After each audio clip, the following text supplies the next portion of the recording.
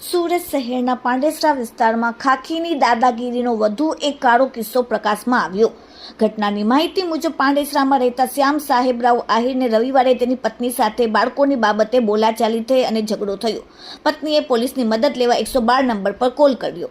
PCR van તાત્કાલિક ઘટના સ્થળે આવીને શ્યામને અટકાયત લઈને પાંડેસરા પોલીસ મથકે રવાના કરી દીધો।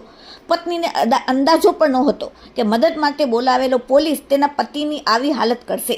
ઘરે ઝઘડો થવો એ સામાજિક બાબત હોવા છતાં પોલીસે તેને ગુનેગારની જેમ ટ્રીટ કર્યો। ભોગ બનનાર શ્યામે સિવિલ હોસ્પિટલમાં બિછાનેથી રડતા રડતા પોતાની આપવીતી કહેતા કહ્યું કે મારી પત્ની સાથે સમાધાન થઈ ગયું હોવા છતાં પોલીસે મને છોડ્યો નહીં। 2 વાગ્યાની આસપાસ એક પોલીસ કર્મચારી આવ્યો અને મને બેરહેમીથી ઢોરમાર માર્યો।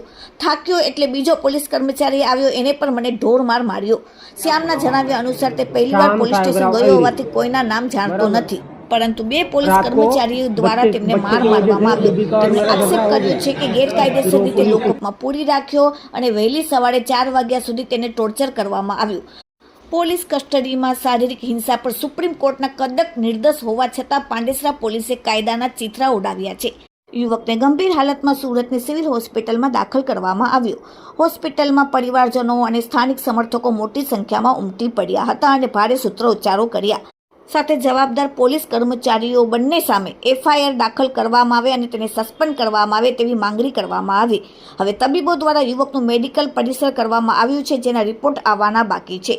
ત્યારે એસીપી જેડા દેસાઈના નિવેદન આપવામાં આવ્યું કે હાલમાં સુરતની નવી સિવિલ હોસ્પિટલ તરફથી સત્તાવાર વર્દી મળી નથી, તેમજ અમારી જાણમાં આવ્યું છે અને તેમની ગંભીરતા લેવામાં આવી છે અને પોલીસ કર્મી દોષિત હશે તો કાયદાકીય રીતે પગલાં લેવામાં આવશે। Bureau report, daily India TV, सूरत।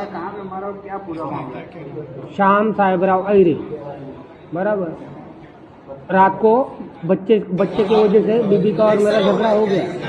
फिर वो पुलिस स्टेशन में लेके गई बीबी गुस्से में, फिर वापस सिला हो गया। पुलिस वालों ने मुझे छोड़ा नहीं, फिर पुलिस वालों ने उधर ही रोक लिया और पहले एक ने मारा, फिर दूसरा आया उसने भी मारा।